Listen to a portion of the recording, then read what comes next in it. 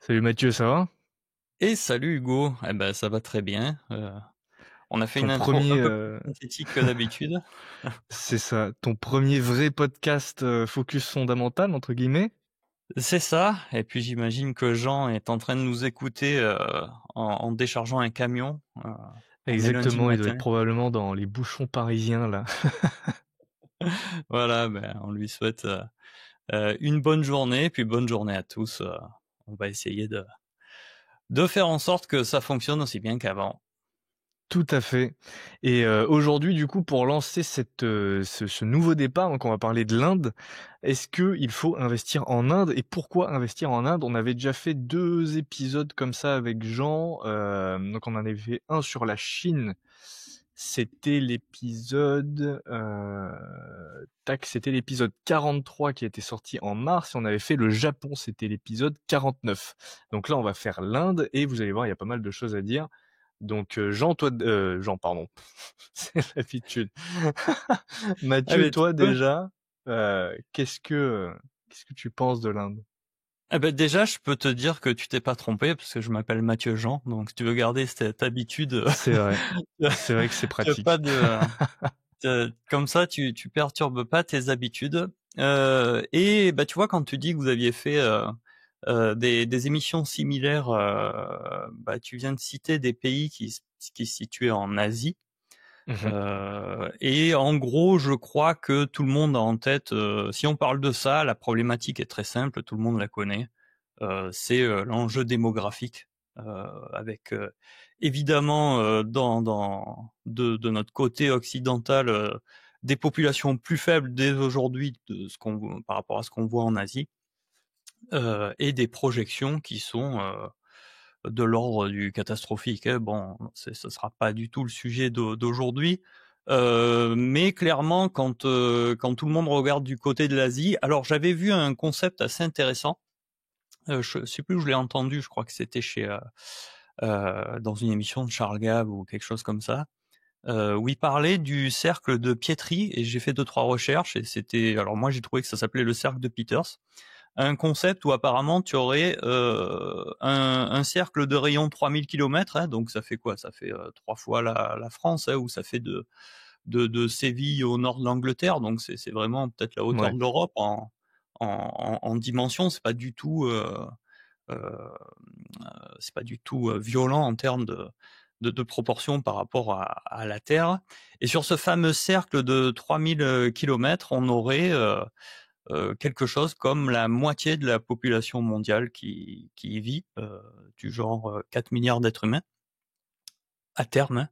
Je sais pas, c'est quand même un sujet démographique, donc j'aurais peut-être dû vérifier les chiffres de la démographie mondiale exacte aujourd'hui. Mais clairement, voilà, c'est ça que tout le monde fait comme pari quand il parle de l'Inde. C'est d'abord un pari démographique. Je sais pas tout à si toi fait. tu l'avais vu comme ça. Ouais, effectivement, bah, d'autant plus que après l'Asie, c'est un cas un peu à part, enfin un peu particulier, parce que t'as les deux écoles, quoi. T'as les pays qui ont énormément de population, genre l'Inde, et en plus une population très jeune, mais t'as Mhm. aussi des pays dont la démographie est encore plus catastrophique que nous, genre la Corée du Sud, Ouais, ou même le Japon. Je crois que le Japon, la médiane, enfin, la moyenne d'âge ou la médiane d'âge, elle est infernale. ouais, ouais. Enfin, j'avais vu une vidéo sur YouTube d'ailleurs, c'était un mini documentaire où t'as carrément des villages fantômes au Japon où Mhm. il y avait eu un village, je sais plus comment il s'appelle, ils avaient eu une naissance, c'était la première naissance depuis 25 ans et il y a tellement de vieux dans le village qu'en fait ils mettent des épouvantails de gens pour faire genre il y a de la vie dans les rues. Enfin, c'est vraiment c'est assez triste Ouais, c'est comme assez concept. terrifiant. J'ai sur ma chaîne principale, parce qu'avec Focus Fondamental, puis j'ai une chaîne Snowball pour mon logiciel, mais j'ai quand même une chaîne historique, et je crois que c'est sur la Corée du Sud, mon record de vues à 200 000 vues, je pense que j'ai passé les 200 000. Oui, je l'avais vu, tu parlais notamment Et de Samsung, ouais. c'était le concept des chaebols. Alors bon, mon accent coréen ou la façon dont prononcer ce mot est totalement mauvaise, mais j'avais fait cette vidéo sur la dystopie cyberpunk de la Corée, qui était, Mm. quand j'avais découvert ça, c'était quand même effarant. Mais on va en parler parce que tout est un peu lié. Et si tu veux, moi, mon avis principal sur l'Inde, c'est que d'abord, il y a cette histoire de démographie, c'est-à-dire que tout le monde regarde l'Inde pour une raison très précise, c'est que ce pays-là a dépassé la Chine en termes de nombre d'habitants. Je crois Mmh. qu'on est monté à 1,4 milliard, donc ils sont devenus première population mondiale. Donc forcément, ils se retrouvent à être en haut d'un classement et les gens se mettent à essayer de comprendre où va ce pays. Et je pense que derrière le pari indien, en fait, tout le monde fait le pari de la nouvelle Chine entre guillemets. Et ça, moi, ça me pose quand même un problème parce que si tu veux, quand quelque chose s'est passé, même si c'est une simple entreprise qui lance un produit et que d'un coup, tu as une autre entreprise qui lance le produit concurrent et on dit, bah ça, c'est cette entreprise, c'est le nouveau Tesla ou cette entreprise, c'est le nouveau machin. En Mmh. général, ça signale que ça va poser un problème aux deux, à celui qui était là seul avant et à celui qui arrive, parce que forcément, tu vas avoir de la compétition. Donc, si tu fais un peu le bilan de ce qu'est l'Inde ou de ce qu'elle peut devenir aujourd'hui, je pense que tu peux pas faire l'économie de comparer ça à la Chine. Donc l'Inde a sa population qui a dépassé celle de la Chine. Et la deuxième caractéristique principale de la population indienne, c'est l'âge médian. Donc ça, c'est quand même très important. Puisque en Inde, alors j'ai noté, je vais lire les chiffres, chez les Indiens, on serait à 28 ans d'âge médian, on est déjà à 39 en Chine, ce Mmh. qui est assez similaire à l'Europe, parce que nous, on aurait passé les Ouais. 40. On a la grosse différence, c'est la classe moyenne et l'industrialisation. Donc sur la classe moyenne, on serait à 400 millions de personnes estimées, donc ça crée un marché intérieur en 2025, et ça a vocation à grossir. Et ça crée une consommation privée qui est de l'ordre de 55% du PIB, alors qu'en Chine, c'est que 38. Donc, pourquoi est-ce que j'en viens à tous ces faits-là? Parce que si tu veux, si tu fais des paris en Inde, bah, c'est comme d'habitude, il va falloir essayer d'avoir un avis sur le futur. Mmh. Et je trouve que c'est un peu comme si tu as eu une industrialisation complètement folle de la Chine sur 30 ans. Et la Chine, c'est la Chine. Ils ont un mode de gouvernement euh, qui est ce qu'il est. Mais maintenant, ces capacités de production, elles existent en Chine. Euh, Sachant que, si je dis pas de bêtises, j'avais dû le noter quelque part, mais le pourcentage d'industrialisation en Chine, dans la part de l'industrie en Chine doit être entre 20 et 30%, et en Inde, t'es Mmh. qu'à 10%. Donc, je ne vois pas comment tu peux faire un pari d'industrialisation en Inde. Euh, c'est ça le souci pour moi, dans le sens où, alors ça ne veut pas dire qu'il n'y aura pas des bonnes entreprises, ça ne veut pas dire qu'il n'y aura pas un marché intérieur, etc., etc. Mais si tu veux, une fois que tu as toutes ces capacités de production industrielle qui sont créées en Chine, qui sont déjà potentiellement en surcapacité, parce que ce soit l'immobilier ou la production industrielle, la Chine détruit des immeubles entiers. C'est leur fameuse crise immobilière d'il y a 2-3 ans, parce qu'ils avaient des immeubles de 100 000 personnes à détruire, qui étaient en surcapacité. Et aujourd'hui, ils Oui, ont, d'ailleurs, contrairement à nous, un gros problème de déflation. ouais, et d'ailleurs, j'avais vu une stat, ils ont 3 milliards de logements, en Chine pour une population de 1,4 milliard, tellement Voilà. ils ont construit de logements, d'infrastructures et cetera et en fait, ils sont en surproduction partout, même sur les Voilà. voitures électriques, ils en produisent beaucoup plus que s'ils arrivent à en vendre à l'étranger. Donc ouais. Donc exactement. Je trouve alors tout ça n'est pas tu peux pas conclure en soi sur ce qui est bien ou pas en Inde en termes d'investissement individuel, mais au global ça me pose un problème de perspective de développement industriel côté indien si tu es déjà en surproduction côté chinois. Euh, Ouais. donc voilà, ça c'est le premier point négatif. Maintenant, il y a plein de points positifs, hein, comme je l'ai dit, le pays est beaucoup plus dynamique. Alors, ce qu'il faut savoir sur la démographie quand même, c'est que l'Inde et la Chine sont eux aussi passés sous le taux de renouvellement. Alors Donc c'est pas le cas à 100% partout. J'avais lu une étude où on Ouais. représentait les zones par groupe de 45 millions d'habitants. Il y a quelques points près du Pakistan en Inde où tu as encore de la démographie qui est complètement folle. Mais au global dans le pays, la population est déjà sous le seuil de renouvellement. Donc ça, c'est un Ouais, et phénomène qui est globalement, c'est le cas un peu partout dans le monde, sauf en Afrique, quoi, pour le moment. C'est ça, tu as l'Afrique Ouais. centrale, donc c'est Congo et compagnie, où là la moyenne d'âge des pays, si je dis pas de bêtises, c'est 15 ans et demi, hein, c'est complètement délirant. Moi j'ai Ah ouais. bossé, on, on en a parlé, j'ai bossé là-bas et Ouais. j'avais un pote à ton âge, un peu plus vieux que toi, il avait 32 ans, il était 9 fois grand-père et il avait 60 cousins germains. Donc Ah ouais, d'accord. ouais, c'était un pote de pétrole. Ouais. OK. Voilà, mais je t'en prie, si toi tu as quelques points que tu veux faire valoir sur ton ressenti global.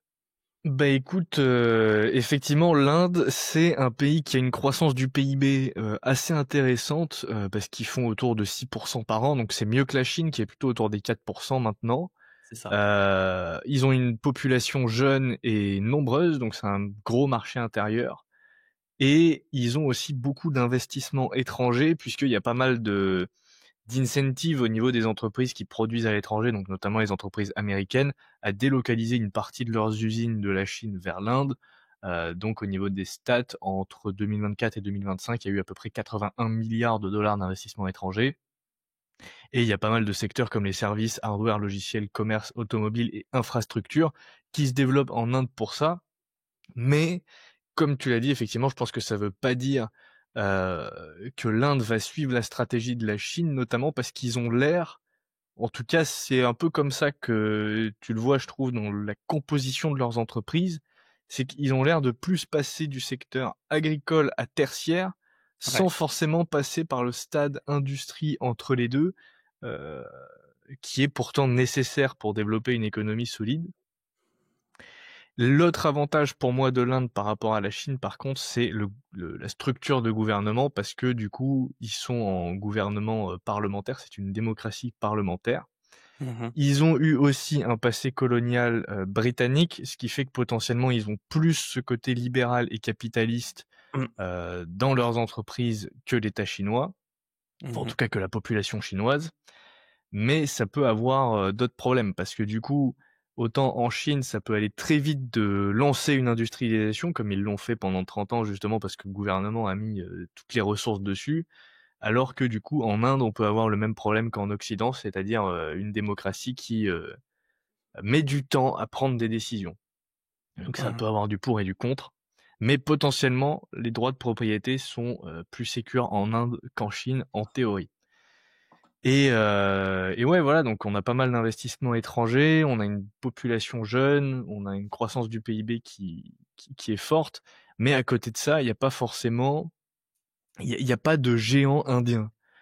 Tu vois, par exemple, aujourd'hui, en Chine, tu as, BYD, tu as Tencent, tu as Alibaba, enfin, c'est des entreprises qui sont quand même présentes dans nos pays et qu'on connaît nous en tant qu'occidental.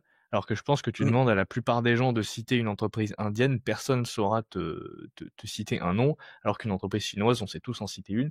Et ils n'ont pas vraiment de conglomérat technologique ou de conglomérat industriel comme on peut retrouver en Chine. Et ça, c'est un peu dommage, je trouve. Tout à fait. Alors je vais te donner mon avis sur deux, trois points que tu as soulevés. On avait parlé un petit peu de l'ADN de ce que savent faire les boîtes dans le dernier podcast où je t'avais dit c'est Ouais. compliqué de diversifier. Euh, quand quand tu penses à un pays, en général, c'est très facile de trouver une entreprise qui représente une partie de l'ADN du pays. Mmh. Donc quand tu penses aux États-Unis, Coca-Cola, c'est l'ADN du pays et c'est une boîte top des US, quoi. C'est ultra représentatif des États-Unis et ça fait partie de ce que les gens ont en image mentale des États-Unis. Et si tu penses à l'Italie, tu penses à Ferrari. Si tu Mmh. penses à la France, tu penses à LVMH, à Hermès. Si tu penses aux Allemands, tu penses à la spécialité chimique, BASF, et bon, ils ont une histoire particulière avec l'industrie, donc on va pas rentrer Ouais, ou sur tous ces l'automobile, détails. mais Et c'est voilà, mais c'est vrai que quand tu penses à l'Inde, donc moi je connais un peu mieux l'Inde. Déjà j'ai bossé avec des Indiens. Anecdote, premier boulot quand je pars dans le pétrole, que j'avais 23 ans. On m'envoie en Angola. Il n'y avait pas assez de place dans l'hôtel où il y avait tous les gens de l'entreprise. Et je me suis retrouvé dans un endroit qui s'appelle Maravilla, où c'était une maison qui était louée. Alors c'était complètement délirant parce que si tu veux, la maison était dans un espèce de quartier façon Hollywood et c'était entouré d'un mur de 9 mètres. Et derrière, tu avais de la favelas à tôle ondulé à perte de vue. Et je me retrouvais dans cette maison avec les staffs support technique, c'était des Indiens, l'IT, hein, c'était mmh, aussi un domaine dont on va parler. Et je me rappelle, j'avais commencé avec Daniel Bijoux qui venait d'Inde et il nous loue cette maison. Et du coup, on n'avait pas la cantine où, tu sais, dans ces staff house, là, quand t'es en expat, t'as toujours un endroit pour manger en restauration collective, quoi. ouais. Donc nous, on devait se faire à bouffer nous-mêmes. Et Daniel Bijoux, qui avait 40 ans, ne s'était jamais fait à manger de sa vie. Donc, je me rappelle qu'il était allé acheter des pâtes, des noodles, comme il disait, tu sais, c'est les pâtes instantanées où tu verses Ouais. de l'eau chaude là. Et il m'a dit, je sais plus comment on en est venu à ça. Il m'a dit, mais tu sais faire cuire ça et tout. Je fais, mais y a pas de problème. Tu vas dans la cuisine, tu démarres le feu et tu mets ça dans la casserole, quoi. Et en fait, il a mis de l'huile au fond de la casserole et il a essayé de faire griller les pâtes sèches, quoi. Et on était à 2 doigts de foutre le feu à la baraque. Heu, donc, alors pourquoi je raconte cette anecdote? Parce que, voilà, on en est un petit peu sur le côté ADN du pays. Qu'est-ce qui ressort, en termes d'entreprises qui pourraient être représentatives? J'ai noté quelques fun facts, sur l'Inde qui sont sympas. D'abord, en Inde, tu as Bollywood. Donc Mmh. ça, c'est quand même ce concurrent à Hollywood auquel nous, ou à part quelques fans en France, on n'est pas du tout sensible ou habitué. Mais en fait, c'est gigantesque. Ça touche en clientèle 4 milliards de personnes. Et l'Inde, avec sa population, donc là, on a pointé le problème potentiellement du développement industriel, mais maintenant, on va pointer tous les avantages. Sa population étant si importante, c'est quand même le mastodonte qui va dominer culturellement. Et pour dominer culturellement, tu as besoin d'une usine à créer de la domination culturelle, qui historiquement est Hollywood. Et Bollywood peut jouer ce rôle-là et faire la promotion de ce qu'est l'Inde, sa culture et de ce que sera ce pays en termes de poids dans le monde, où je rappelle quand même qu'on va finir avec une personne sur 4 dans le monde qui sera indienne. Euh, et Bollywood va assurer le service après-vente euh, de cette domination culturelle à venir de l'Inde sur le monde. Encore une fois, peut-être nous on le verra pas si on reste un petit peu dans une bulle de notre côté occidental, tu vois. Mais il faut Mmh. pas le sous-estimer. Mais malgré ça, tu es quand même pas sur un pays de taille continentale, donc tu as Mmh. des dizaines de langues qui se parlent. T'en as qui sont reconnues de manière officielle, potentiellement aussi nombreuses qu'en Europe. Mais si tu comptes tous les dialectes, t'as 20 000 langages différents. Donc c'est pas du tout un pays qui a eu un ADN unique. C'est relativement éclaté. Ils ont 4 religions ou 5, sans parler des religions plus petites, mais ils ont 4 religions dominantes, les Sikhs, l'hindouisme, etc., etc. À une époque, il y en avait même 5 puisque ils se sont séparés du Pakistan, qui était du côté de l'islam, et ils ont fini par faire une frontière qui pose des problèmes aujourd'hui. Donc c'est pas forcément un pays qui va faire émerger, j'ai envie de te dire, un LVMH ou un Coca-Cola qui serait représentatif d'une culture indienne adéanique, si je peux utiliser cet adjectif qui n'existe pas. dans le sens où le pays en lui-même, il est plus comme l'Europe, il est éclaté en différentes parcelles et LVMH ne représente pas la Pologne. Tu vois ce que je veux dire? Mmh. Donc Ouais. je pense qu'il va plutôt falloir chercher des îlots. Et le dernier fun fact que j'ai trouvé, et j'ai demandé à Grok, de m'en faire le calcul parce que j'ai halluciné complètement, Hugo, c'est que, les Indiens s'achètent beaucoup d'or. Donc là, je parle uniquement de l'or détenu par les personnes en Inde de manière privée. Oui, parce Heu, que dans leur culture, ils ont énormément la culture du bijou et du bijou en or surtout, j'avais vu ça exactement. effectivement, ouais. Et je pense que tu as pas conscience des volumes parce que j'ai demandé à 2 intelligences artificielles de vérifier les calculs parce que je n'y croyais pas. Donc le calcul est très simple, c'est qu'ils ont 25 000 tonnes d'or détenues par les particuliers, dans le pays. Donc ils ont une banque centrale qui a aussi de l'or, mais là je prends vraiment que les bijoux dans les tiroirs. Ce qui fait 3 fois, les réserves fédérales américaines. Et en fait, malgré leur nombre, ils sont quand même 1,4 milliard. La taille d'un foyer indien étant d'environ 5 personnes, si tu fais toutes les divisions, le calcul, etc., tu tombes sur une moyenne de détention d'or privé de 83 kilos par foyer. Je te promets, je pense que, alors si quelqu'un est capable de démentir ce calcul, bah, évidemment, il nous le met en commentaire. Mais j'ai vérifié 3 fois et ça me paraît hallucinant, mais ils sont gavés d'or. Et c'est vraiment culturellement, leur bitcoin, leur Mmh. bas de laine, leurs bijoux, tout ce que tu veux. Ouais et en Ça plus c'est j'avais vu, parce que tu sais en Europe, nous, en Occident, on a des alliages, d'or mmh qui ont une certaine pureté, mais c'est jamais de l'or pur. C'est du, s 16 carats je crois? 9 carats, je sais ouais. plus. Alors ça dépend, hein, C'est un de truc ce que comme tu ça, veux. mais en gros, les bijoux indiens, en tout cas dans le monde oriental, Mmh. c'est de l'or pur. Genre c'est de Mmh. l'or, monétaire, donc c'est du 24 carats, je crois que c'est ça, l'unité.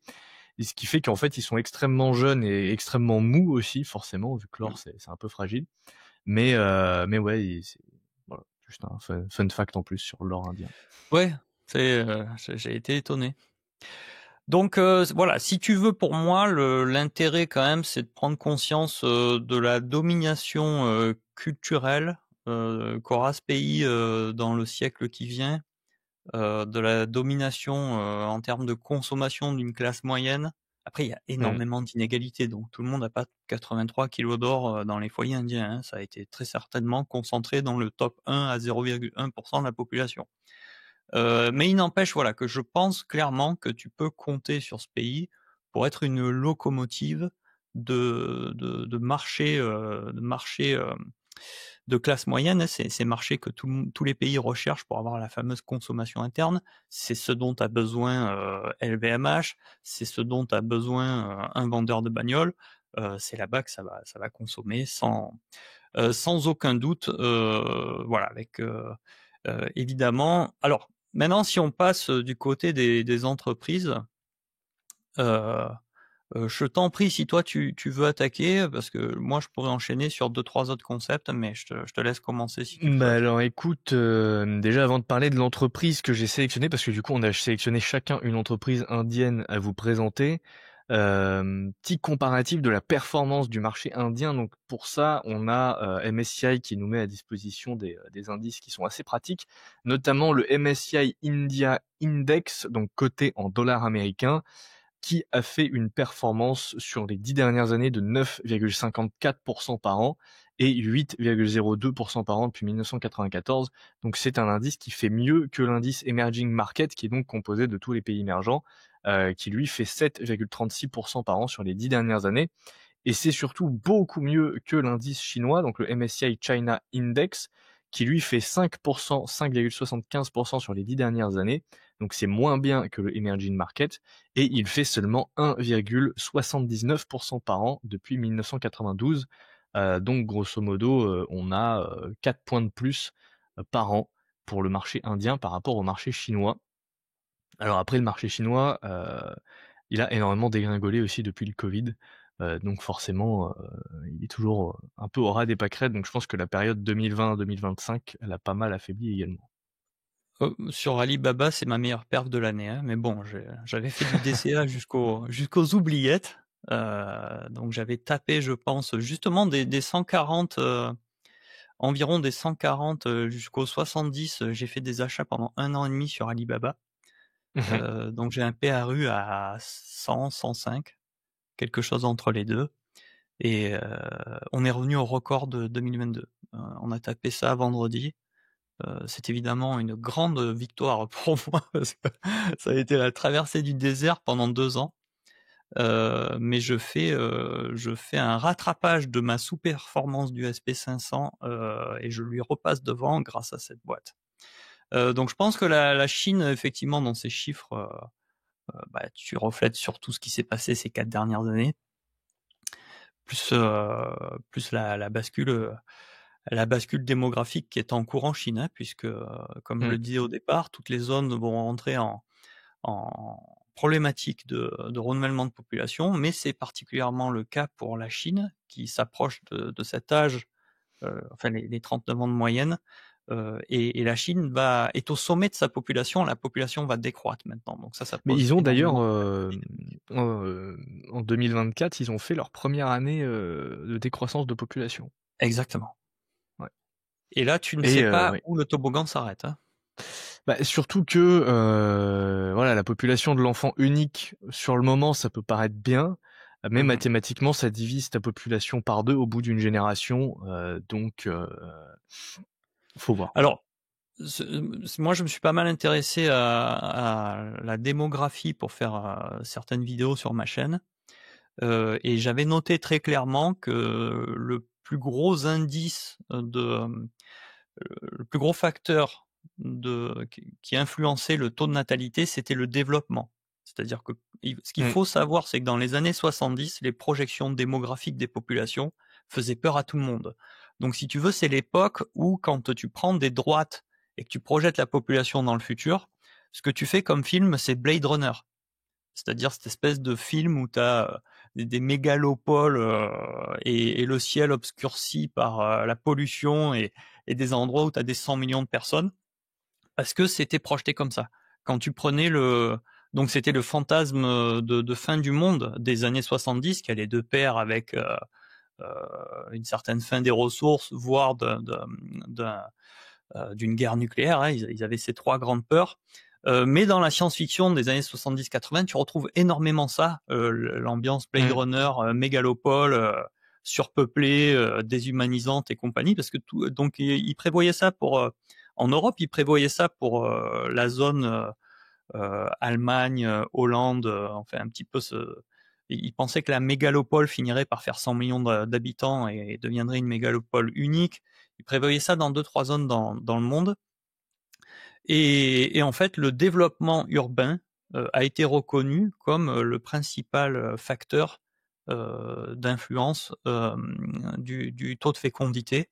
Il y a eu des expériences, il y en a une qui est connue là sur les rats qui sont mis dans un environnement fermé, on leur met tout à disposition, tout à 100%, Ouais. et malgré l'abondance, ils finissent par décliner en population, par effondrement de confort, quoi. Ouais. Donc, ce qu'il faut savoir, c'est qu'à Shanghai aujourd'hui, je crois que le taux de natalité, je le sors de mon chapeau, hein, quelqu'un pourra aller vérifier parce que je l'avais lu il y a longtemps, c'est 0,1 enfant par femme. Donc, tu as un gosse pour 10 femmes à Shanghai. Donc, tu vois, la Chine a fait la politique de l'enfant unique par répression, top-down, décision politique, et ça n'a jamais aussi bien marché, en fait, que de faire des méga-villes soi-disant ultra développées qui sont des mouroirs démographiques Mmh. d'urbanisation voilà, les taux de natalité s'effondrent dans ces grosses villes. Donc faut pas non plus l'Inde n'en est pas là. Elle a encore 20-30 ans, mais potentiellement elle peut taper un pic de population plutôt que les autres, Ouais. plutôt que l'Afrique et compagnie. Tout à fait. Mais la démographie, c'est un sujet passionnant et notamment alors personnellement, mon avis là-dessus, c'est que dans les années 70, on pensait, que ça allait être une surpopulation mondiale, dans les prochaines décennies. Aujourd'hui, on a des projections qui tendent plutôt vers une décroissance de la population mondiale à partir de 2050. Mhm. Mais en vrai, je pense que n'importe quelle projection s'avérera fausse et que si aujourd'hui les taux de fécondité baissent, potentiellement ça se rattrapera, tu vois, dans le futur, et peut-être que les modèles du coup vont être complètement annulés parce que pour X ou Y raison, dans les années 2030 par exemple, les taux de natalité vont repartir à la hausse en Europe via des incitations politiques ou que sais-je. Donc c'est très compliqué, je trouve, de tirer des tendances comme ça, même si à court terme, en tout cas sur les 2 prochaines décennies, c'est clair que la démographie, ça va poser un problème. Et d'ailleurs, alors là, c'est un peu un hors-sujet, mais quand même c'est intéressant. J'avais vu une vidéo de la chaîne Dirty Biology, pour ceux qui connaissent. C'est une de ses dernières vidéos où il avait fait une vidéo sur la démographie française. Et c'est assez intéressant parce qu'en fait, on se rend compte qu'en France, la démographie a été euh, complètement à part. Genre, en fait, elle ne s'est pas du tout passée comme dans tous les autres pays, puisque dans tous les autres pays, tu as eu l'industrialisation, une explosion démographique, puis une chute de la natalité. C'était le cas en Angleterre, par exemple. L'Angleterre, c'était très peu peuplé au XVIIIe siècle. Ils avaient, je crois, 4, 5, 6 millions d'habitants, pas plus. Et au XIXe, ils sont montés à 30, 40 millions d'habitants en l'espace de 100 ans. Donc vraiment une explosion démographique en Angleterre. Et en France, en fait, ça a toujours été pendant le Moyen-Âge le pays le plus peuplé d'Europe, avec toujours une population entre 20 et 30 millions d'habitants. Et la transition démographique en France a eu lieu avant la Révolution française, au XVIIIe siècle, où tu as eu une baisse de la natalité à peu près 3 enfants par femme, ce qui était genre 2 fois moins important que la natalité des autres pays européens, qui était à l'époque à 6-7 enfants par femme. Et en fait, les causes principales apparemment de la baisse de la natalité, en tout cas selon sa vidéo, ça serait la déchristianisation de la France au XVIIIe siècle, qui est arrivée du coup avant la Révolution française. Donc c'est une vidéo super intéressante que je vous encourage tous à aller voir. Euh, voilà.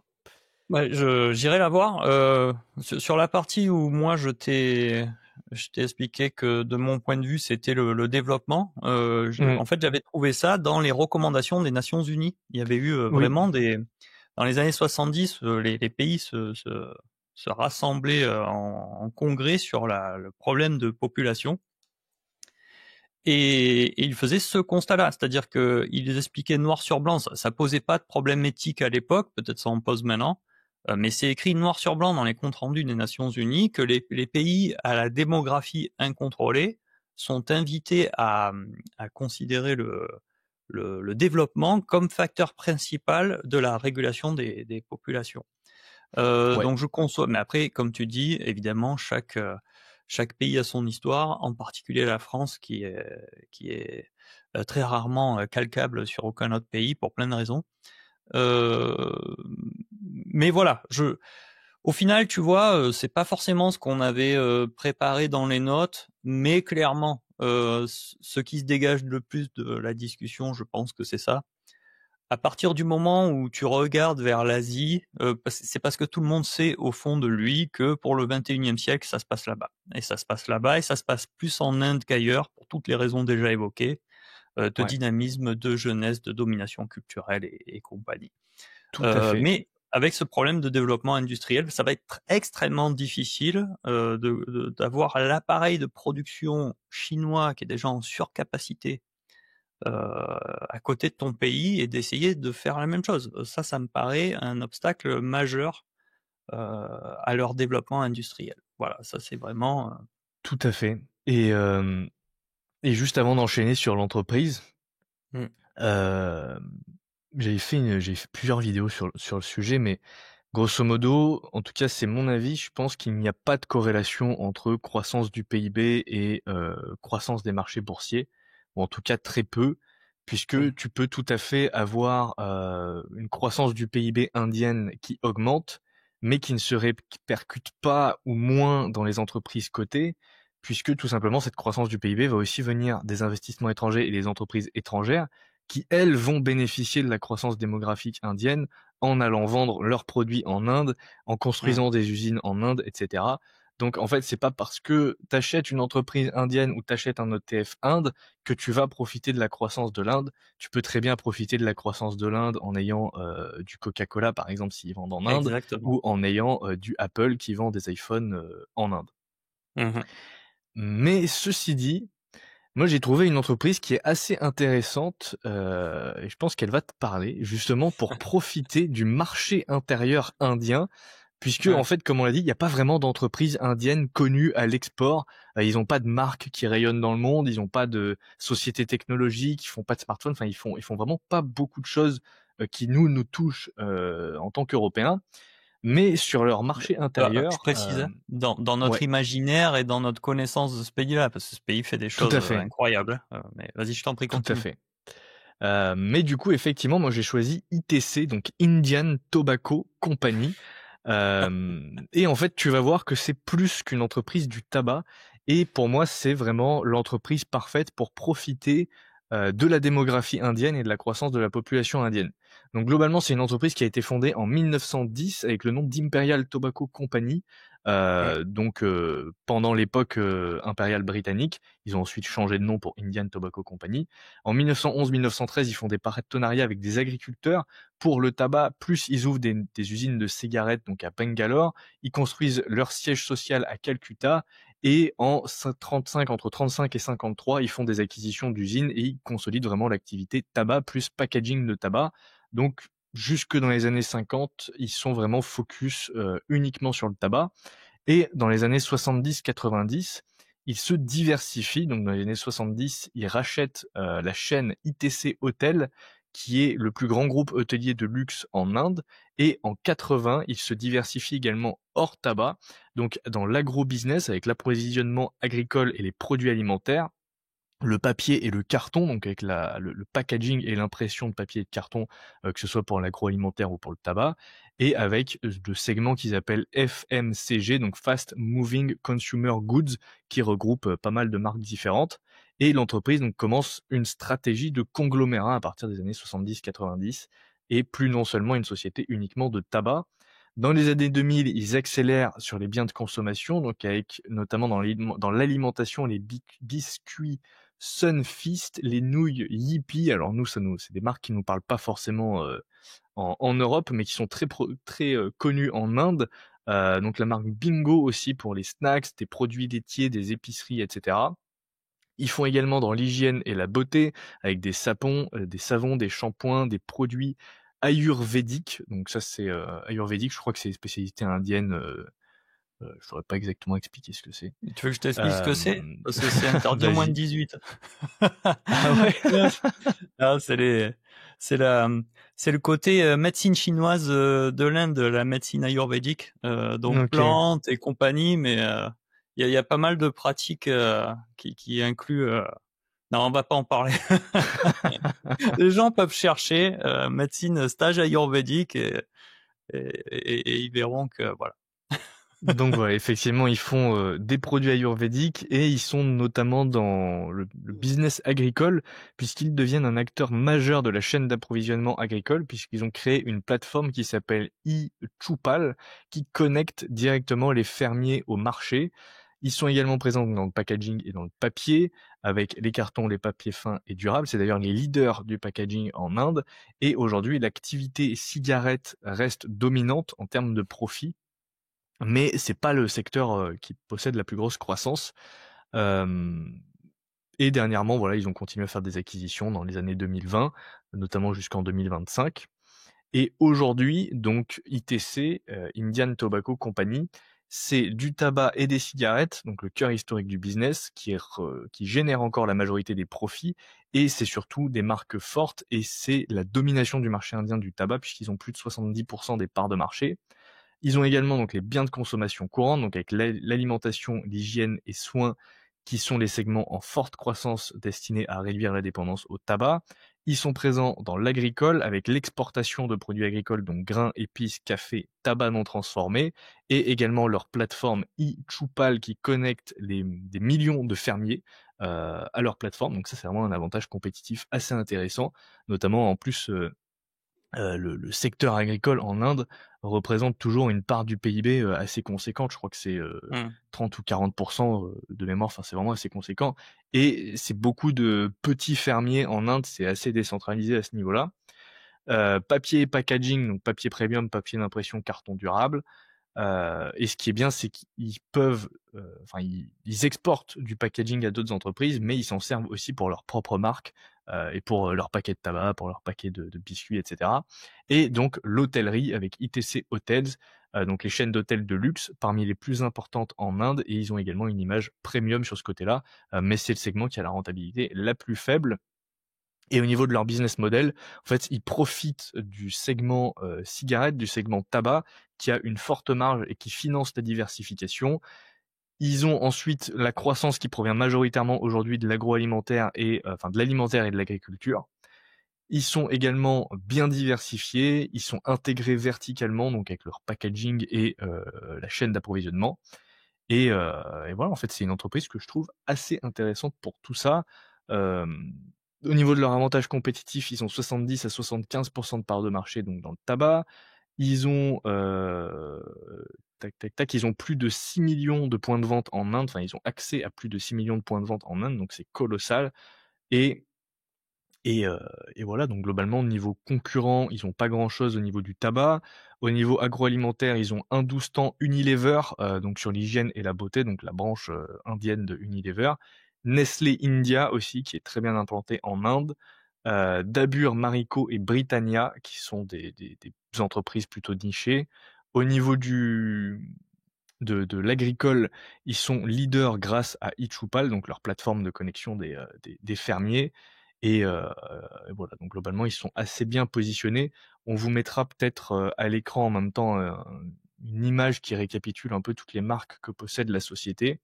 Et ce qu'on voit rapidement dans leurs revenus, c'est que donc les cigarettes représentent à peu près 50% des revenus aujourd'hui, mais le segment, qui possède la plus grosse croissance, en tout cas dernièrement, c'était le agribusiness, donc la plateforme, technologique, iChoupal, Mmh. qui représente 38, enfin qui a fait 38% de croissance, year on year, sur le premier trimestre, donc assez intéressant.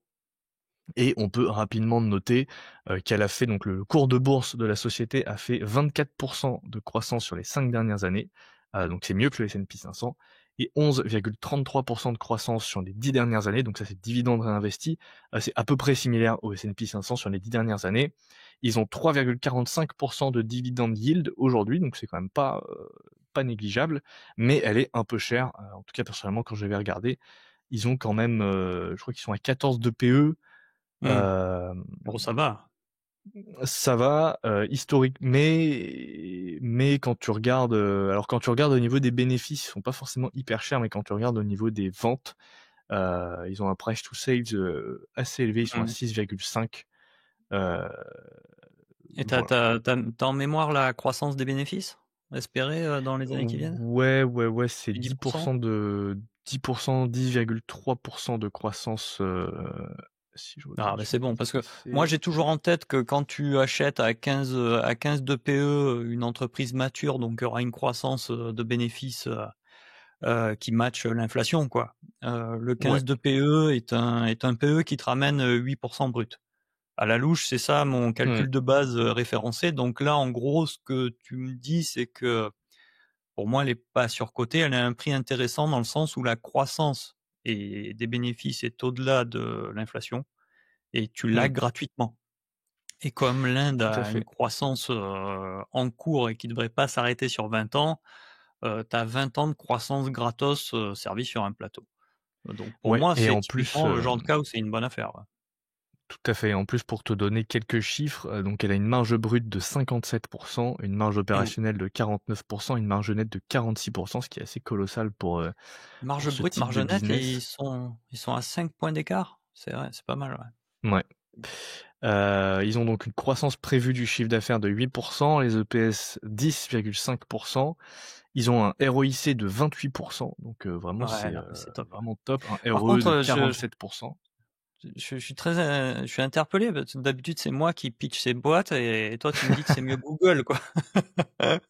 Je t'ai Bah, en converti fait, depuis la dernière fois. En fait, c'est simple, c'est que j'ai pas trouvé, enfin, j'ai creusé un peu sur le top 10, top 20 des entreprises indiennes parce Ouais, que bon, j'avais pas non plus prendre un truc, hyper niché avec 3 employés. ouais. Heu, je suis pas fan, alors dans leur boîte technologique, ils ont surtout du conseil, C'est ce que je vais faire après, TCS. voilà. Et personnellement, j'aime pas le business model du conseil. Mmh. Heu et et cette boîte-là, donc quantitativement, ça avait l'air d'être la mieux du top 10, de ce que j'ai Mmh. vu. En tout cas pour son secteur. Et moi je me dis qu'en termes de pari, c'est pas déconnant de se dire que l'Inde, c'est avant tout une population et un marché intérieur sur lequel Exactement.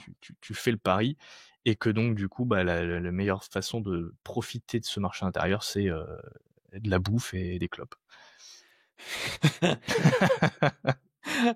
Alors que je crois qu'on a eu un commentaire la dernière fois où le gars nous a dit, que ça ressemblait un petit peu trop au bar du PMU, nos discussions avec, Ricard, la clope et compagnie. Donc déjà, bah, évidemment, on rappelle, la cigarette interdit à tous ceux qui ne fument pas, touchez jamais à ça, c'est de la merde. Moi, je suis malheureusement fumeur, c'est probablement la plus grosse erreur de ma vie. Et c'est vrai que j'ai pris des parts dans des boîtes British American Tobacco où ça se passe bien pour moi. Il y a quand même dans le pur tabac, pur player, t'as quand même cette conversion sur les internationaux de type Philip Morris et British American Tobacco. Quand j'ai fait le pari, c'est parce que tu avais cette transformation vers les non combustibles. Donc Mmh. c'est les produits vapeur, ou après tu as même des produits tabac. C'est pas de la vaporette. Enfin, ils ont Philip Morris, c'est assez incroyable ce qu'ils sont en train de faire sur la conversion de leur ancien business model vers leur IQOS, je crois, qui est un produit Mmh. qui est très répandu. D'ailleurs, cette manière de consommer ces produits qui resteront dégueulasses même derrière ça. Je crois qu'au Japon, c'est ultra développé, ces espèces de cigarettes électroniques, mais avec une cigarette qui va dedans et qui est vaporisée. Donc il y a quand même, alors tout ça, tout ce sujet-là, je pense, je te fais une proposition, Hugo, on pourrait peut-être en faire un épisode un jour ou une partie d'épisode. Ça s'appelle les sin stocks. Ça a un nom en anglais. Mmh. Et sin en anglais, c'est le péché au sens religieux du terme. Juste pour conclure là-dessus, en fait, quand tu regardes toutes les entreprises, c'est difficile de trouver des sujets qui sont 100% éthiques. Le tabac est historiquement le moins éthique de tous. Moi, je pense qu'avec leur conversion du moment, les gens découvriront dans pas longtemps qu'en fait, c'est plus du tout le sujet de santé numéro un dans le monde, le tabac, avec la conversion vers les non combustibles. Mais dans tous les, je veux dire, déjà le tabac finance le social en France par les taxes et compagnie. Donc tout le monde, malheureusement, graille et a des bénéfices qui lui sont offerts par la société sur les taxes qui sont faramineuses hein, sur le tabac et l'alcool. Hein. Je crois que sur Ricard, sur la bouteille de Ricard, tu es à 15 euros sur la bouteille de Ricard qui part dans les poches de l'État pour financer les retraites, les hôpitaux et compagnie. Donc c'est toujours des sujets à dualité éthique questionnable, mais je veux dire même chez LVMH, tu as énormément de controverses parce que le cuir, ben, c'est des animaux, c'est de la peau d'animal, et tu auras toujours quelqu'un qui sera un petit peu interpellé par l'éthique d'un investissement, l'armement, n'en parlons pas, etc., etc. Désolé pour la parenthèse, mais je pense que comme on a fait référence à ces entreprises de tabac plusieurs fois, je voulais le préciser. Je suis 100% d'accord avec toi. Je pense que tu as trouvé la meilleure dans le sens où, voilà, en Inde, pour moi, le pari, il est sur cette demande interne, Mmh. les 400 millions de personnes en classe moyenne, les mecs gavés d'or. Donc, moi, je vais parler de TCS et en fait, je voulais la mettre en avant parce que justement, elle paraît très bien en ratio financier. Et en fait, je pense que c'est pas une bonne idée. Mais je vais quand même la pitcher et je vais boire une gorgée d'eau avant d'attaquer. Tout à fait, donc TCS, c'est comment elle s'appelle? C'est Tata, Consulting Services, c'est ça? Voilà. Ouais. Donc, l'idée est la suivante, c'est que tu as des pays où des business se sont développés par leur propre mérite et leur propre concept. Donc c'est le cas de Coca-Cola aux États-Unis. Hein, c'est un concept, un business, tu sais pas qui y a derrière. Et puis tu as pas mal de pays où les business virent vite en conglomérat. Voilà. Donc chez nous, tu as les groupes Bolloré, c'est des espèces de méga conglomérats qui touchent à tout. Et tu as évidemment ça.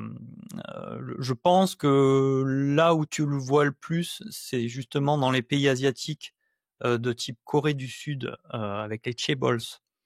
Et tu as les mêmes au Japon, Mmh. les Mitsubishi et compagnie. Et ça, Ouais. c'est dans le... Alors, pour représenter ce que je suis en train de dire dans l'imaginaire des gens, c'est dans la science-fiction, c'est ce qu'on appelle les mégacorps. Hein, quand tu joues à Cyberpunk 2077, dans un futur lointain où tu as des méga-cities, tu as toujours une méga-corporation qui contrôle toute la vie des gens. Et c'est ça que tu as en Corée du Sud. En Corée du Sud, tu as 4 ou 5 chaebols, Samsung en fait partie. Et pour nous, Samsung, c'est les téléphones portables et les écrans de PC. Mais en fait, ça, c'est juste Samsung Electronics. En, en Corée, Samsung touche à tout, quoi. C'est assurance vie, Mmh. école, parc de jeux. Enfin, c'est complètement délirant. Ouais, ils font des bagnoles aussi, ils font Ouais, de tout, voilà. quoi. Donc, tu as ce délire un peu conglomérat dans certains de ces pays. Et en Inde, tu as ça avec la famille Tata. Donc tu as, je Mmh. pense, dans le top 10 de l'Inde, tu as une ou deux boîtes, alors top 10 ou top 20, mais on dira dans le CAC 40 indien, tu as beaucoup de boîtes qui portent le nom de Tata, qui est une famille qui doit contrôler, j'en sais rien, 3% du PIB indien, c'est complètement délirant. Et c'est un peu ce qu'on disait tout à l'heure, voilà, c'est plus ça que tu vas retrouver dans le sommet de ces pays plutôt que des entreprises qui ont une ADN très particulière comme LVMH chez nous sur le luxe ou Coca-Cola aux États-Unis. Donc tu peux pas Effectivement, pour forcément faire donner, sans. désolé, je te coupe, pour Je donner t'en un prie. ordre d'idée, parce que là, j'ai regardé le top 10, donc tu as Tata Consultancy Services qui est la première, tu as Tata Motors, Tata Steel, Tata Power, Tata Consumer Voilà. Products, Tata Communication, Tata Investment Corp, Tata LC, Tata Voilà. Technologies, Tata Chemicals et Tata Teleservices. Donc effectivement, ils ont absolument tout. Voilà. Donc, mais je crois que le ratio est complètement délirant en termes de poids que prennent ces boîtes dans le PIB indien, tu vois. Hmm. Donc, et la boîte que tu as pitchée, c'est un peu le même délire, même s'il reste quand même sur le consumer goods, quoi. Hein, ils se diversifient pas vers l'industrie. Là, tu vois que Tata, ça tape dans tous les business. Donc, tu peux pas trop y échapper quand tu parles de l'Inde. Si tu achètes un ETF, tu auras du Tata, c'est inévitable. Voilà. Donc ça, c'est la première chose à noter. Et moi, en fait, si je voulais parler de Tata Consulting Services, qui est une boîte IT, parce que tu as quand même ça avec l'Inde. L'Inde est réputée, particulièrement dans le monde anglo-saxon, pour trois choses. Euh, quatre, mais la quatrième, c'est une blague. Donc, tu as évidemment cette vision de l'Inde qui est le back-office IT du monde anglo-saxon. Voilà, quand tu bosses dans le monde anglo-saxon, l'IT et les supports clients et les mecs que tu as au téléphone pour régler un truc avec un opérateur téléphonique, tu as du plateau en Inde. Voilà. Nous, en France, c'est plutôt Maroc, Maghreb, voire d'autres pays d'Afrique de l'Ouest. Mais l'Inde est de manière prépondérante dans le monde anglo-saxon associée à l'IT. Et la boîte prédominante en consulting IT, c'est Tata Consulting Service. Donc ça, c'est le plus gros marqueur de ce qu'est l'Inde en termes comme tu disais tout à l'heure, société tertiaire de services. Pour Hmm. moi, c'est ce Tata IT qui correspond à cette perception qu'on en a nous et en particulier le monde anglo-saxon. Après, le problème que j'ai avec cette boîte qui a des ratios financiers qui sont je vais te les lire, hein, j'ai téléchargé la fiche IQ Invest, donc on est sur des ratios qui sont tout à fait attrayants, qui attirent l'œil. Tout est dans le vert. Donc sur ton site, tu l'as noté 16/20. Tu as des retours sur capitaux investis de l'ordre de 50%, mais ça c'est tout à fait normal parce qu'en fait, t'as pas de capital dans des boîtes de services où tu vends de l'humain, quoi. Tu recrutes un ingénieur puis il fait du service informatique à distance. T'as zéro dette, t'as des marges tout à fait confortables avec des marges opérationnelles à 24% et 20% de marge brute. Donc tu tapes dans le vert dans 80% des paramètres que tu as envie de qualifier de boîte exceptionnelle. Et tu te heurtes à un problème qui, je pense, est le gros problème de l'Asie en ce moment. Donc déjà, tu vois, on avait identifié les moyens de production sont en Chine et ils sont potentiellement surcapacitaires. Et en Inde, tu as cet ADN de cette boîte qui fait du service informatique. Le problème de cette zone-là, c'est que pour l'instant, le client principal, c'est les États-Unis. Et chez Tata, le client principal, c'est les États-Unis pour 50% du chiffre d'affaires, chez Tata Consulting Service. Et en Chine aussi, tu as des gros problèmes de surcapacité qui ne savent plus où trouver du débouché vis-à-vis des nouvelles politiques entre les États-Unis et l'Asie, avec les droits de douane, la volonté de réindustrialiser les États-Unis, etc., etc. Donc cette partie-là de la géopolitique économique, tout le monde la connaît, on rentre pas dans les détails et ça nous intéresse pas vraiment, ça pose un problème. Mais en fait, tu as une sous-partie dont les gens discutent moins, qui est ce qu'on appelle la chaîne de valeur globale. Et ça, la chaîne de valeur globale, toi tu connais ça par cœur, Hugo, c'est Apple. Apple qui s'est mondialisé comme Coca-Cola. Mais Coca-Cola, en étant mondial, est la même boîte à peu près partout. Bon, évidemment, tu as le siège qui envoie les sirops partout et qui contrôle la recette. Mais un mec qui met en bouteille du Coca-Cola en Inde et un mec qui met en bouteille du Coca-Cola au Brésil, c'est la même chose et c'est le même business. Par contre, Apple, qui est une boîte mondiale, Apple n'est pas la même chose dans les pays où elle est. Donc, ils vendent potentiellement la même chose, mais Apple, tu as une branche qui est en Asie pour la production, tu as une branche qui est aux États-Unis pour le design, tu as une branche qui est en Irlande pour les impôts. Pour les impôts et pour payer les amendes de l'Union européenne.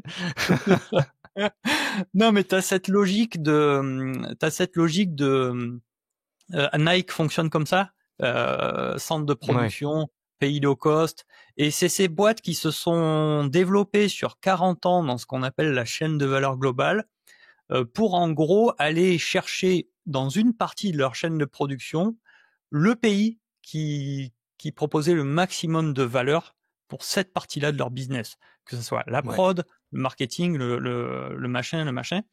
Et malheureusement, tu as un petit peu ça avec Tata, c'est qu'aujourd'hui, ils se heurtent de plein fouet au fait qu'en fait, ils sont des service providers de services IT, que tout va bien sur le papier, et qu'en fait, ce qui commence à pêcher, c'est que tu restes ultra dépendant d'un seul client. Bon, là, pour le coup, c'est plusieurs clients, mais tu as un pays client qui est les États-Unis, et ça pèse 50% de ton chiffre d'affaires, donc tu as une fragilité de dépendance.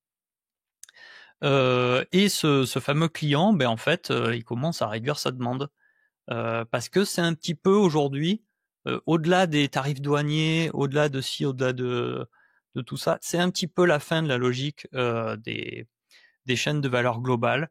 Parce que les tarifs douaniers, c'est fait pour expliquer à Apple que tu peux plus optimiser tes bénéfices. Dans tous les cas, tu vas filer 15%, ça sera pris sur l'import des iPhones qui arrivent de Chine aux États-Unis.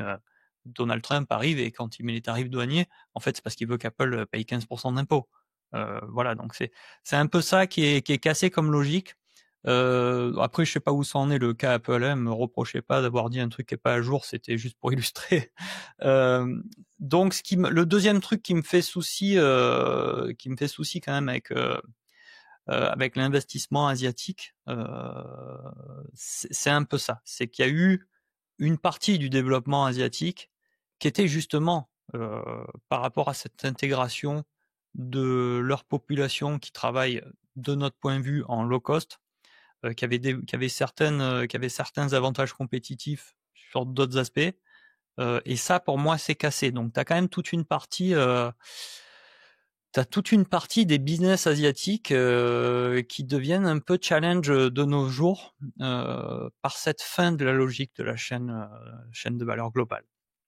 Voilà, donc moi j'en ai trouvé une, je voulais la mettre en avant pour ces raisons-là. Je sais pas si j'avais pris d'autres notes, je te le dis rapidement.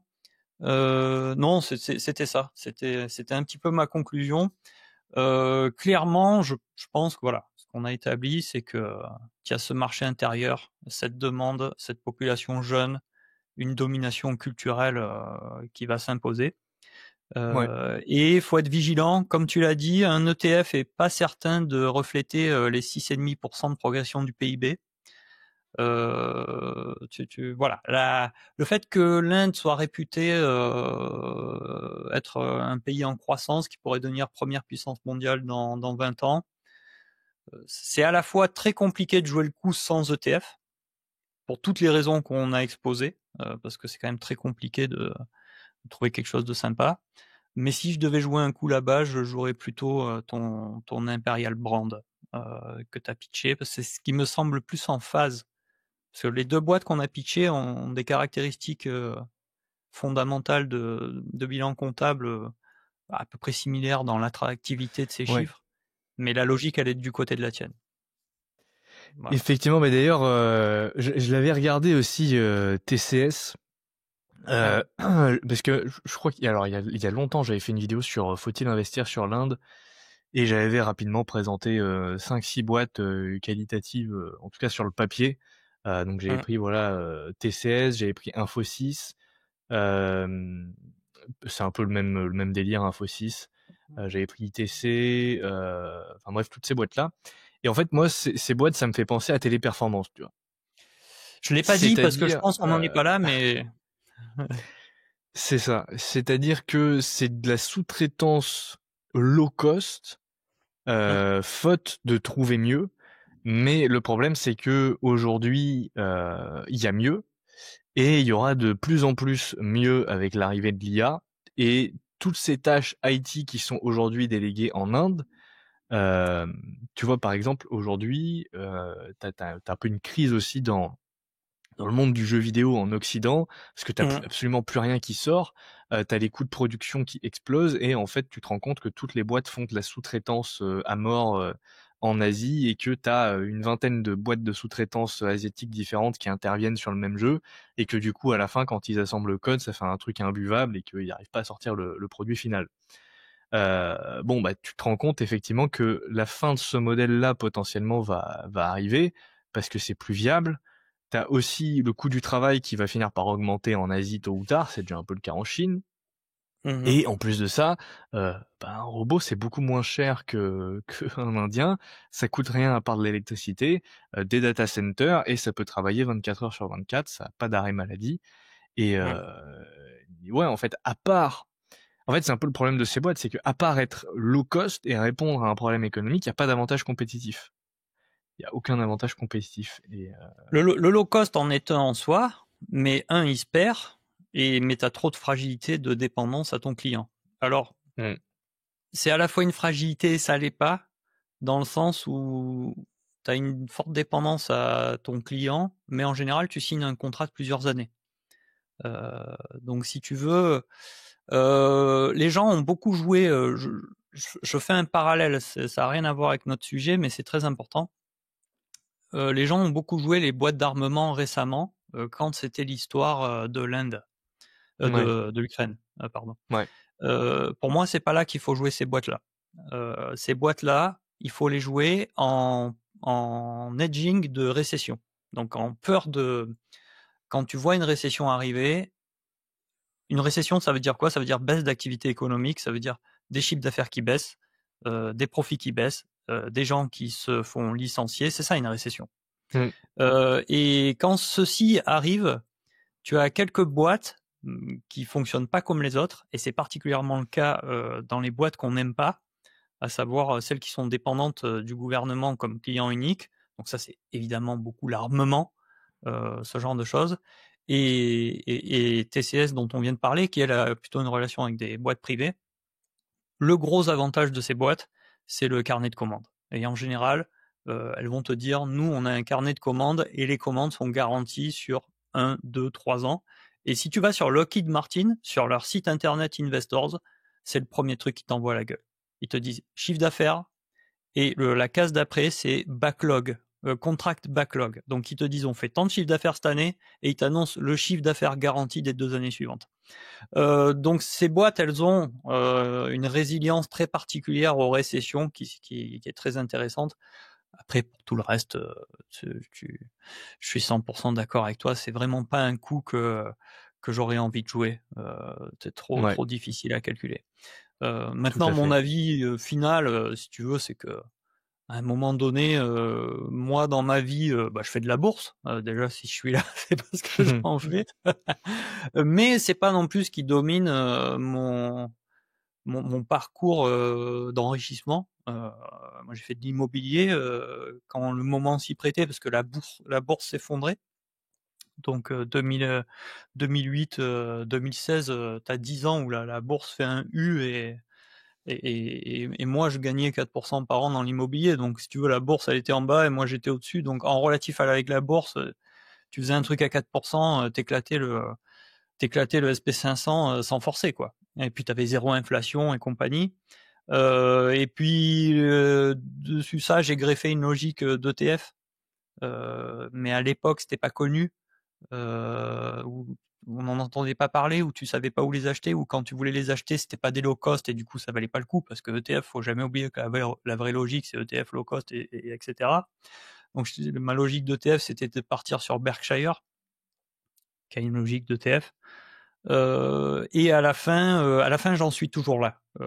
C'est que je vais avoir moitié du patrimoine IMO, un bon 20% cash, et puis sur ce qui reste, tu peux couper en deux bourse pilotée par moi-même et ETF. Donc j'ai quand même beaucoup d'ETF ultra génériques, du SP500 principalement, et du World. Voilà, c'est aussi simple que ça. J'ai pris du World. La nature des choses fait que l'USA pèse très cher dans le world, mais ça c'est la nature des market cap. Mais si c'est avoué à changer, tu vois, parce que l'arbitrage entre la Chine, où on a vu des belles boîtes, l'Inde, où c'est pas la même dynamique, mais il y a une très forte population pour le marché intérieur. Tout ça, ça me paraît compliqué de le jouer autrement que dans un ETF. Et comme on l'a dit au tout début, comme tu l'as dit Hugo, c'est aussi quelque chose qu'il faut prendre en compte. Coca-Cola est présent en Inde depuis 1920. Donc tu as énormément de boîtes de chez nous qui vont profiter de l'émergence de l'Inde. J'espère que LVMH en fera partie. J'espère que et etc etc. Coca-Cola et compagnie, mais j'ai pas de Coca-Cola.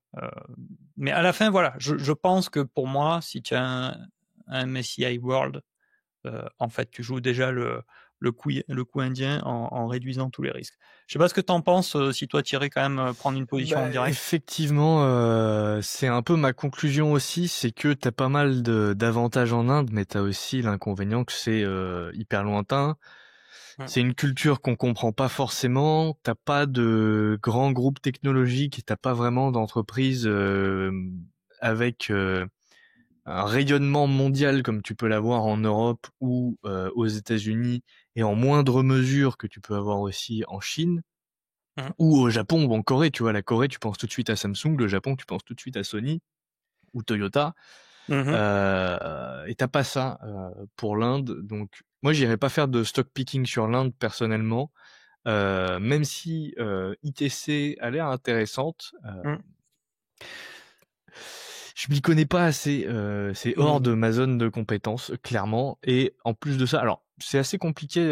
Sur Interactive Broker, tu peux acheter des actions indiennes en direct, mais tu peux pas le faire partout. Hein. Donc déjà, ça faut le savoir. C'est plus compliqué d'acheter des actions indiennes que d'acheter des actions américaines. J'irai pas acheter non plus un MSCI India parce que quand tu investis sur un marché boursier, tu investis pas sur le PIB du pays ou sur la population du pays, tu investis avant tout sur les entreprises qui sont dedans. Et je vois pas d'entreprise qui justifierait le fait d'avoir du MSCI India. Et à l'inverse, personnellement, j'ai comme toi une partie ETF de mon portefeuille. Mmh. Aujourd'hui, Tu ma pris du partie World? bourse, j'ai du S&P 500 et du Nasdaq. Donc en fait, sur ma partie bourse, qui Mmh. représente aujourd'hui à peu près 50% de tout mon patrimoine, j'ai 40% en ETF, 60% en actions individuelles, et sur les Mmh. 40% ETF, je vais avoir 80% de S&P 500, 20% de Nasdaq 100. Et je suis très à l'aise avec ça parce que pour le moment, en tout cas, le World c'est 70% d'États-Unis. Si ça venait à changer, je me dis qu'au pire j'achèterais du Eurostoxx si vraiment l'Europe recommence à avoir une croissance exceptionnelle et des boîtes exceptionnelles, ce qui n'est pas forcément le cas aujourd'hui, d'autant que on a eu récemment, tu vois, un espèce de rebond avec les boîtes d'armement allemandes et tout ça qui ont explosé. T'as SAP aussi qui a explosé en Allemagne, mais je vois pas comment ça peut être tenable à long terme. Donc Mmh. clairement pour moi en fait le seul pari que tu puisses faire aujourd'hui en termes d'ETF c'est le S&P 500 et le Nasdaq 100 parce que en fait c'est le seul endroit où tu retrouves des boîtes vraiment qualitatives qui ont un rayonnement mondial, qui sont présentes dans le monde entier et surtout c'est les seuls ETF dans lesquels tu retrouves de l'innovation parce que aujourd'hui malheureusement on a beau poser le problème sur le papier dans tous les sens que tu veux, y a pas, à part les États-Unis, il n'y a pas grand monde qui innove sur cette planète.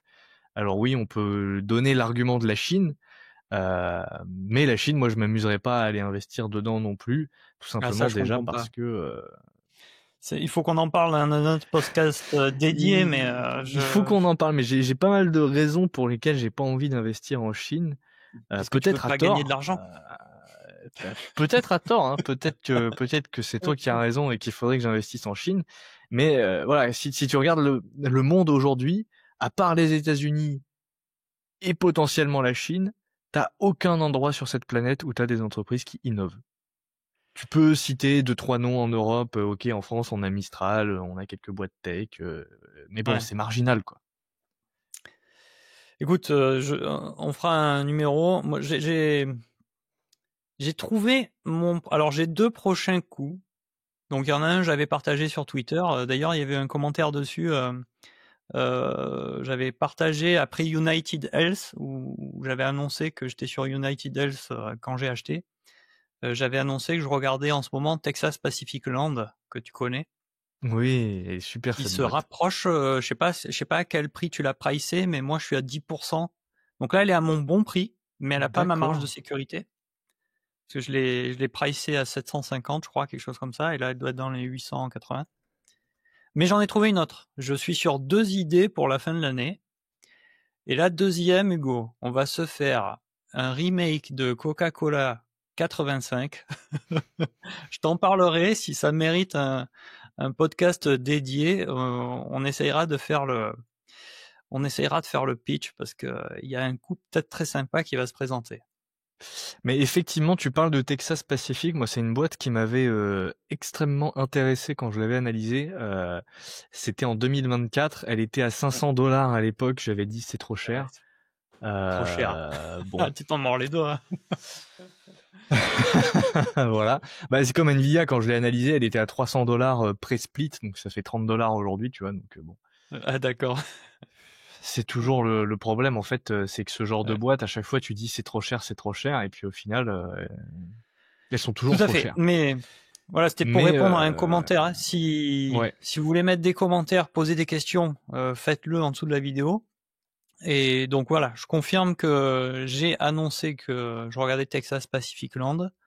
Pour moi, c'est trop cher. Je suis à 100 balles au-dessus de ce que je veux l'acheter. Par contre, dans ma liste d'actions préférées, elle est dans le top 2. Alors, qu'est-ce que c'est ma liste d'actions préférées? En fait, c'est pas ma liste d'actions préférées. C'est que moi, j'ai une méthode dans ma démarche de ce qu'on appelle le due diligence, qui est un combiné de thèses, hein, c'est-à-dire qu'il faut avoir un avis sur l'entreprise, quelles sont ses perspectives par rapport à son business model. Ça, c'est du paramétrique. Par exemple, chez Netflix, le paramétrique, c'est le chiffre d'affaires de Netflix dépend du prix de l'abonnement et du nombre d'abonnés. Ça, c'est les paramètres du business. Après, il y a une image de ce business en comptabilité. Le logiciel d'Hugo vous en donne toute la qualité. Donc, les deux, pour moi, jouent ensemble. Mais je préfère prévoir le futur en ayant un avis sur les futurs abonnés de Netflix qu'en projetant les taux de croissance historiques. Parce que bon, projeter les taux de croissance historiques, tout le monde peut le faire, quoi. Tu vois 20% dans le passé, tu mets 20% dans le futur sur 10 ans, mais ça n'a pas de sens concret, alors que projeter combien de magasins McDonald's ou de clients Netflix existeront dans 10 ans, c'est un exercice intellectuel que je trouve plus intéressant pour essayer d'interpréter le futur.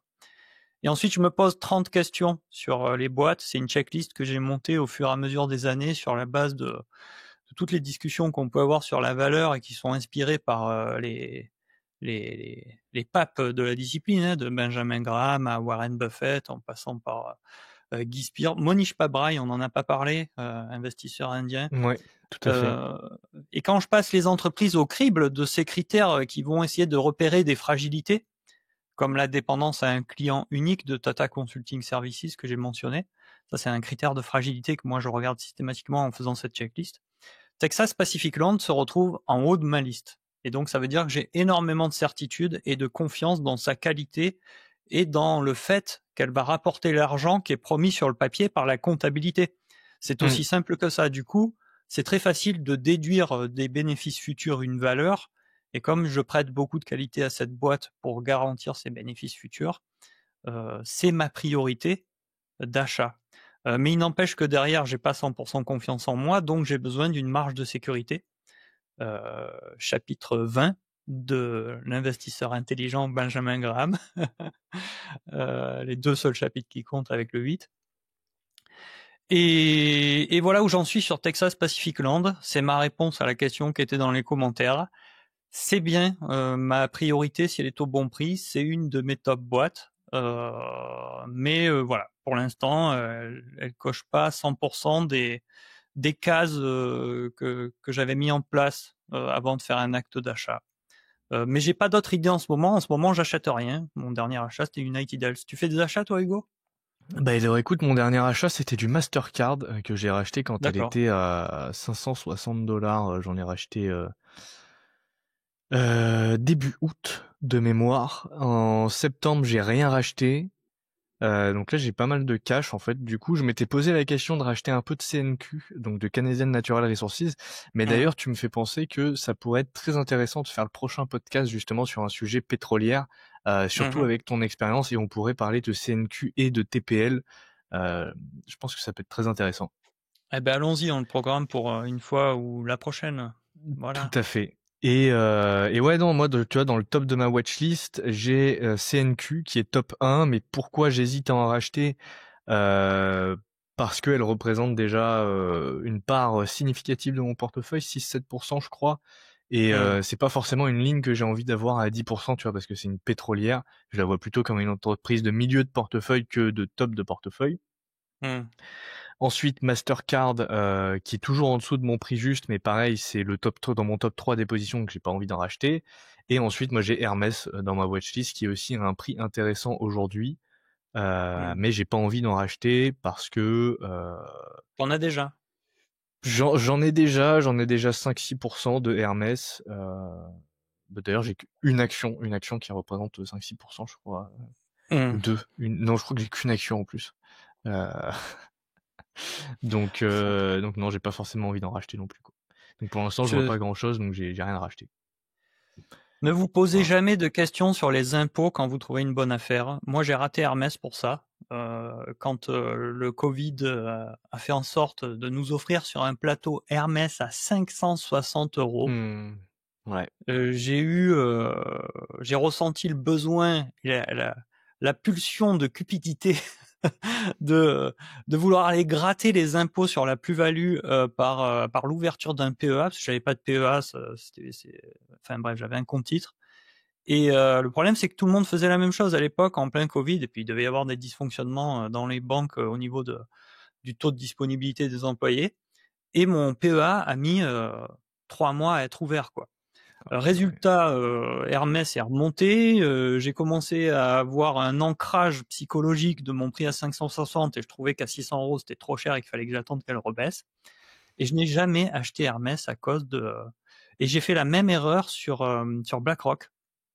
J'avais Mmh. BlackRock, au moment où Facebook tapait les 80-90 au plus bas de Facebook, il y avait aussi BlackRock qui était dans les 500 balles et j'ai fait l'erreur de me dire: «Ah bah, je vais prendre Amundi parce que du coup je gagnerai, 20 sur la plus-value du PEA», et BlackRock a fait fois 3 et avec Amundi, je gagne de l'argent, hein, il y a pas de souci, hein. Je suis en plus-value mais de genre de 30 alors que j'avais un 3 bagger avec BlackRock. Ouais. Voilà donc petit il me venait à l'esprit de non, un business, c'est un business et puis les impôts, c'est les impôts. On mixe pas les 2. On n'est pas là pour gagner de l'argent sur l'optimisation fiscale. On est là pour gagner de l'argent sur notre avis de ce que les boîtes, valent et de ce qu'elles peuvent produire. Et si tu as raison là-dessus, avec un compte titre, tu feras toujours plus d'argent si tu as raison sur des boîtes américaines, que sur l'optimisation fiscale, à 20 des boîtes françaises. Oui, Sur 5 ans, bah, tu regrettes. d'ailleurs, j'avais fait une simulation là-dessus, c'est assez intéressant parce que j'avais fait une vidéo où j'avais, comparé les rendements, annuels sur PEA et sur compte titre en prenant en compte l'avantage fiscal et en fait, Ouais. tu t'aperçois que sur 20 ans, Mmh. 0,5 de rendement par an en plus suffit à gommer totalement l'avantage fiscal du PEA. Donc en gros, si tu as une action qui te fait du 10 par an sur le compte titre et que tu en as une qui te fait du 9,5 par an sur 9,5 par an sur PEA, bah, en fait, vaut mieux avoir celle à 10 sur le compte titre. Donc l'avantage fiscal en fait sur le long terme est ridicule par rapport aux gains de performance Pour que tu peux 0,5 avoir. points. Ouais. 0,5 de performance, ouais, bah écoute, tu m'apprends ce chiffre, je suis ravi de l'avoir appris aujourd'hui. Parce que je le sentais au fond de moi qu'il y avait une arnaque, mais je pensais pas que ça se jouait à 0,5%. Je pensais qu'il y avait quand même, Sur le long qu'il terme. fallait aller chercher du.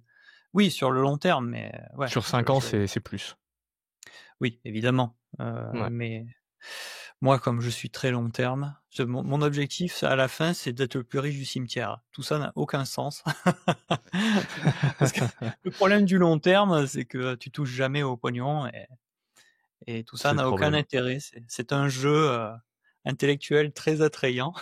Mais C'est ça, puis en fait le jeu c'est de faire grossir le chiffre sur ton récap voilà. de patrimoine, Excel et puis, Ouais, des fois, tu te dis quand même tout ça n'a aucun sens. mais c'est marrant. Bah écoute, Posez vos questions en commentaire, on y ouais. répondra. On avait discuté avec Hugo, potentiellement, un de ces 4 de faire soit un nouveau format additionnel en live Mmh. pour des questions, soit que ça soit un de ces podcasts-là qui soit fait en live. Donc on verra ce qu'il en est, mais on répondra aux questions pour ceux qui en ont. Tout Voilà, à un fait. grand merci tout le monde.